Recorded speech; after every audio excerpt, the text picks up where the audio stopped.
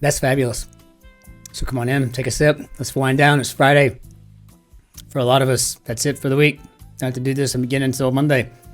But we can wind down and we can do a grid. See how we do. And then confidently go into the evening and say to ourselves, all right, what else is there to do? Grids tomorrow. That's what else there is to do. However, in the time being, let's enjoy what we've got. So we've got a quick crossword number 17,020. So let's go ahead and carefully get this in the grid.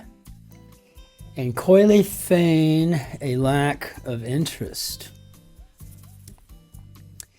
Narrowly beat. It's British. Attack from on high. So we got 3 and 4, maybe an air raid. And yeah, okay, so far. Typing okay, doing okay. Doing better, Christopher, than usual. Presage. So like an omen. Maybe portend. All right. And pay attention to. Well, I think that might be heed because won't fit tend if I can get that to work. So very popular.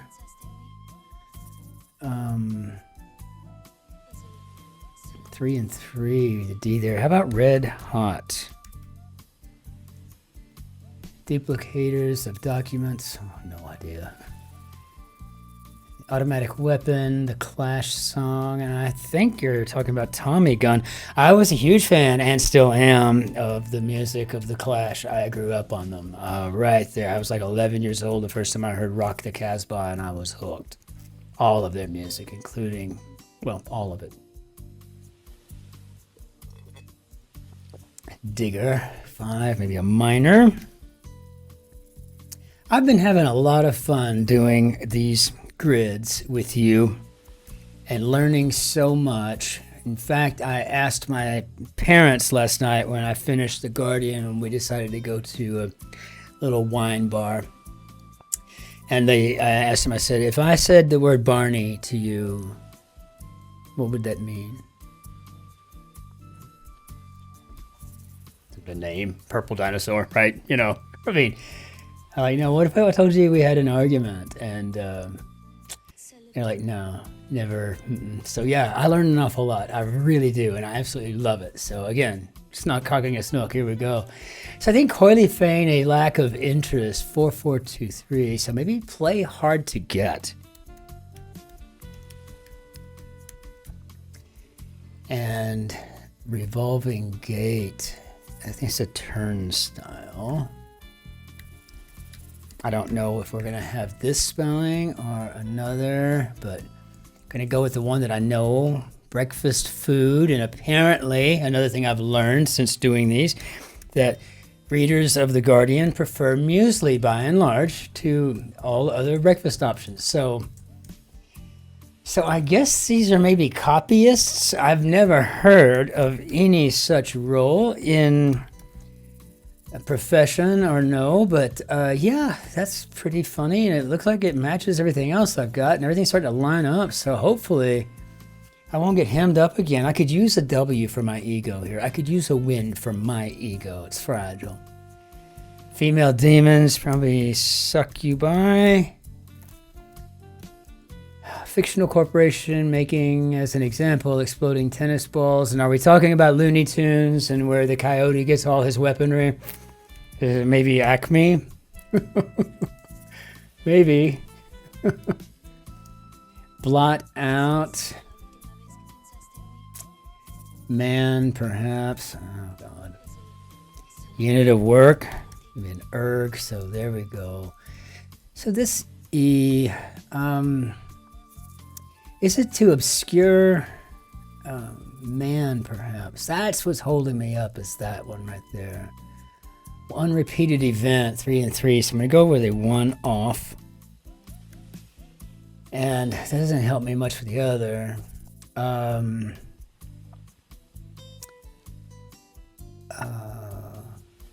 sympathy 6 and 7. So 7 could be feeling, and this isn't this. I don't know. Traditional Sunday fare 5 and 4. Horse with a darker coat and some white hairs is a roan. It's something that we share, commonalities in our language, you know. So I'm just assuming at 5 and 4 that maybe people in the UK like roast beef on Sundays. So, okay. Very good. Cite as evidence. And I guess that could be adduce. That's how I would use the word. Plot outline, a bit more is needed, I think there. Coaching could be training. So far doing all right. Financial backer, generally speaking, is an angel. Avid could be eager. So a plot outline could be a scenario. And okay, so maybe a fellow feeling. Okay, well, you know what? I like that. Not something we use in the States by any stretch on a regular basis. So I got to figure out what this is. And I feel like man, yeah, well, you know, perhaps, right? You know, maybe it'd be the Isle of Man. So yeah, I'm going to go with obscure. The reason I was a little concerned about that is because depending on what this one-off could have been, or not, I'm sorry, whatever this isle here, I'm assuming of man was, it could have been a clued, right? And I wouldn't have known. So yeah, it's like a clued or obscure. But now comes the time of truth. Am I going to get the W or no? Confirm. I didn't even finish it. I didn't even do this one yet, so I guess I'm not even finished yet. So, narrowly beat. Okay, I don't know. Is it a pep, a pap, a pop, a pop? The only word I know, 3 letters, that's bookended in P's in England is a pip. You know, besides pop, as in music or something, right? But, or what you do to a bubble or a balloon. But when I was in England with the Royal Wessex Yeomanry, I was a first lieutenant, as the British would say, and I had 2 pips on my uniform. One of my captain friends there had 3. They were a captain. And I think it might be a pip. That's all I can say. That's why I think that. Not for any other reason other than that's the word I know, and I don't see how it could be a pap or a pop or a pop or a pep. So watch me be wrong. I don't care. But I really want to win. I can use a win. Oh, get back down there. Check all. Check it again. Okay, so note to self. We want to definitely make sure we understand pip. We definitely want to make sure that we understand fellow feeling. And yes, got it. Tracking. I want to make sure I'm tracking these things because I don't want to miss the opportunity to learn something amazing. And with that, let's go ahead and just gently nudge that away for now. We'll bring down our beignet d'adieu. And with that, as always, ich wünsche Ihnen einen schönen Tag noch.